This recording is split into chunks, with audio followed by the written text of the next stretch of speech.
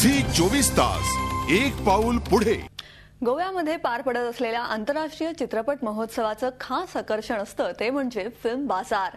यंदाही या फिल्म बाजारमध्ये आंतरराष्ट्रीय कीर्तीच्या निर्माते आणि वितरकांनी मोठ्या प्रमाणात आपली उपस्थिती दर्शवत उदंड प्रतिसाद दिलाय। पाहूयात यावरचाच खास रिपोर्ट। चित्रपट कलाकृती कितीही दर्जेदार असल्या तरी योग्य मार्केटिंग शिवाय त्या रसिकांपर्यंत पोहोचत नाहीत। यासाठी भारताच्या आंतरराष्ट्रीय चित्रपट महोत्सवात अर्थात इफ्फीमध्ये फिल्म बाजारची संकल्पना राबवण्यात येते। या वर्षीच्या 43व्या इफ्फीमध्ये या फिल्म बाजारचं रूप अधिक व्यापक करण्यात आलंय। नुकतंच ह्या फिल्म बाजारचा शानदार सोहळा इफ्फीमध्ये पार पडला।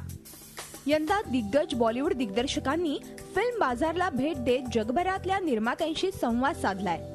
तर इंडस्ट्री स्क्रीनिंग, महोत्सव भेट, स्क्रीन रायटर्स लॅब, सहनिर्माती बाजारपेठ, prime exchange, work in progress lab आणि नॉलेज सिरीज या विभागांतर्गत फिल्म बाजारमध्ये जागतिक चित्रपटांची बाजारपेठ अधिक व्यापक करण्यात आली आहे। अभी तक 720 के करीब रजिस्ट्रेशंस हुई हैं। पिछले साल जो पूरी अंत तक जो रजिस्ट्रेशंस थी वो 635 थी। तो डेफिनेटली इस बारी काफ़ी इंक्रीज हुआ है। आप कोई चलचित्र बनाते हैं तो उसका जो रेवेन्यू मॉडल, अगर उसका रेवेन्यू मॉडल सही ना हो तो कभी कभी सबसे अच्छा ख्याल भी क्रियान्वित नहीं हो पाता।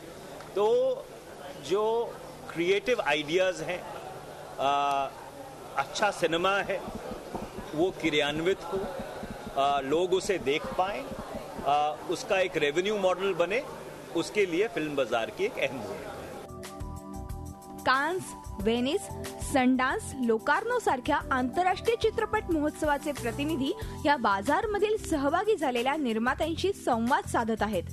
त्यामुळे निर्मात्यांसाठी हा बाजार नक्कीच फलदायी ठरेल यात शंका नाही। झी 24 ताससाठी गोव्याहून अनिल पाटीलसह ब्युरो रिपोर्ट। झी 24 तास एक पाऊल पुढे।